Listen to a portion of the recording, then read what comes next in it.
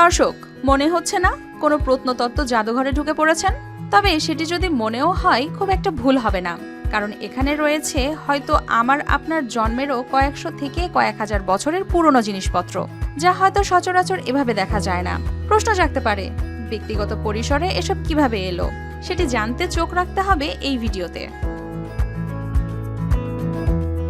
ডাক থেকেই দারুণ কিছু কথাটি আমরা একাধিকবার শুনেছি, কিন্তু এখানে বাবার ধমক শুনে চেপেছে ছেলের জেদ। ফলে তার সংগ্রহে এখন প্রায় 120টি দেশের 2000-এর বেশি মুদ্রা।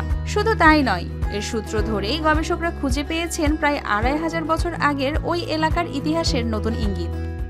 আমার বাবা মুদ্রাগুলো পাওয়ার পর আমি যখন চেয়েছিলাম, আমাকে মুদ্রাগুলো দিতে চাইনি, এবং পরবর্তীতে আমি নিজে থেকে কিছু মুদ্রা সংগ্রহ করার চেষ্টা করি। আমার এই আগ্রহ দেখে আমার বাবা পরে মুদ্রাগুলো আমাকে দিয়ে দেন এবং আমার মুদ্রা যাত্রা শুরু হয় এখান থেকে।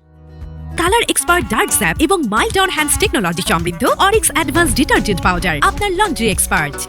চাঁপাইনবাবগঞ্জের রোহনপুরের মাহির ইয়াসির বর্তমানে রাজশাহীর একটি বেসরকারি বিশ্ববিদ্যালয়ের শিক্ষার্থী। মুদ্রার পাশাপাশি তার সংগ্রহে রয়েছে প্রায় 400 কাগজের নোট, প্রাচীন মৃৎপাত্র, পাথরের পুঁথি, মূর্তি, বাটখারা ও টেরাকোটা সহ নানা প্রত্নতত্ত্ব নিদর্শন। আগে কয়েন, টাকা পয়সা এগুলো জমা করতো। আস্তে আস্তে দেখলাম যে ওই নদী থেকে পুরাতন জিনিসপত্র, ভাঙাচোরা হাঁড়ি পাতিল এগুলো সংগ্রহ করতে লাগলো।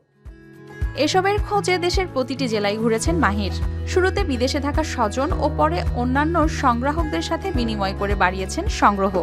প্রথমে আমি মুদ্রা সংগ্রহ জেদের বসেই শুরু করেছিলাম, এবং এই জেদ থেকেই কখন যে আমার এই সংগ্রহটা আমার নেশায় পরিণত হয়ে যাবে আমি এটা বুঝতে পারিনি। তবে এটি শুধু শখেই আটকে থাকেনি। কিছু পুরনো জিনিস নিয়ে কুমিল্লা বিশ্ববিদ্যালয়ের গবেষকদের অনুসন্ধানে রোহনপুরের প্রায় 2 থেকে 2500 বছর আগের বাণিজ্য কেন্দ্র ও বসতির সম্ভাব্য চিহ্ন উঠে এসেছে। ইতিহাসবিদ আমার বাসায় আসেন এবং আমার যে প্রাচীন তৈজসপত্রগুলো এবং আমার মুদ্রাগুলো নিয়ে তারা গবেষণা করেন।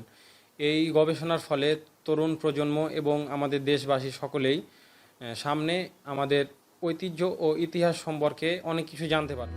এখন মাহিরের স্বপ্ন তার এলাকায় একটি মুদ্রা জাদুঘর গড়ার। বাবার এক ধমকে শুরু হওয়া যে সংগ্রহ, তা যেন আজ খুলে দিচ্ছে 2500 বছর আগের ইতিহাসের দরজা। News desk, RTV।